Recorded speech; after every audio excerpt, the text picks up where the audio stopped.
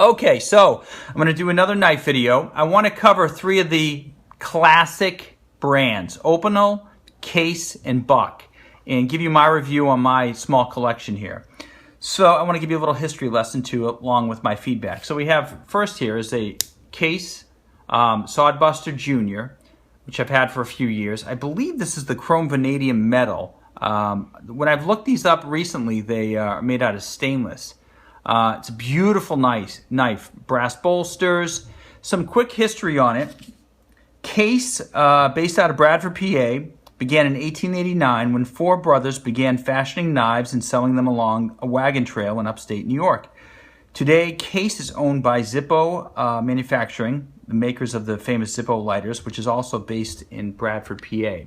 American-made, well-made. This is a slip joint, very old school style, and it's called a Sodbuster, which is a cool name because Sodbusters were considered the pioneer farmers, and also a lot of those pioneer farmers lived in actual sod houses, so they were busting the sod for farming but also for their homes as well.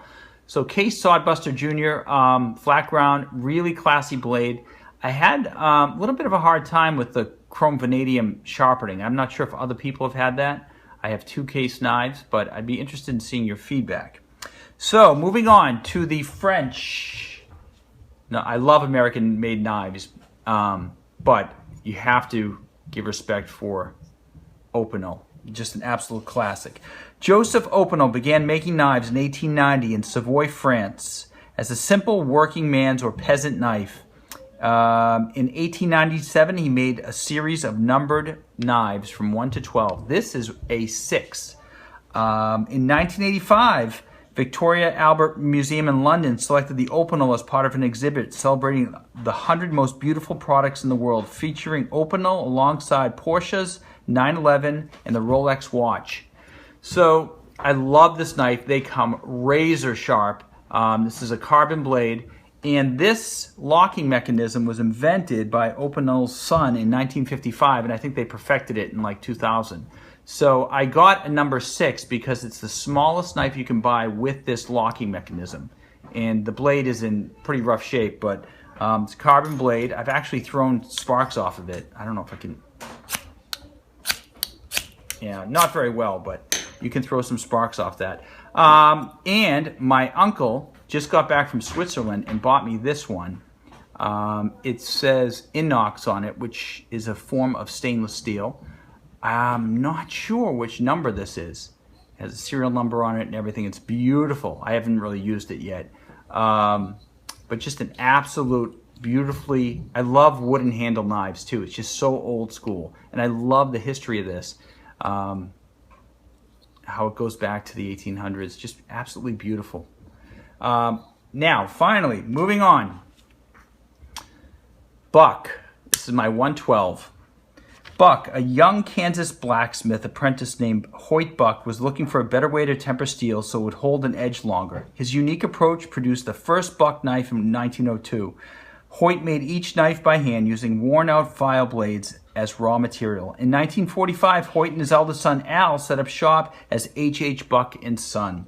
Following the death of his father, Al kept the fledgling custom knife business going until incorporating Buck knives in 1961.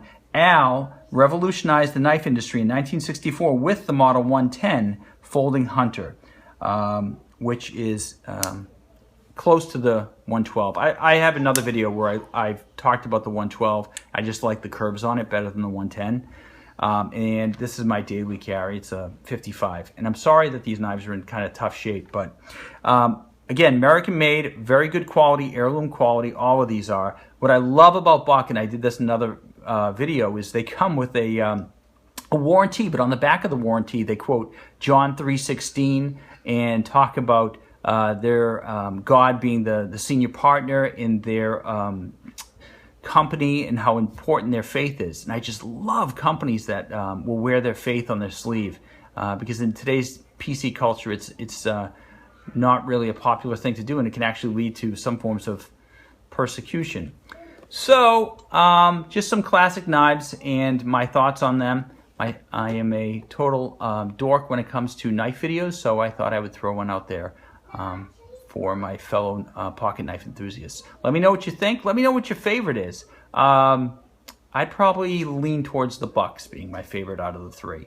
But as you can see by this OPINEL, it has been used and abused. So thank you for watching. Please subscribe.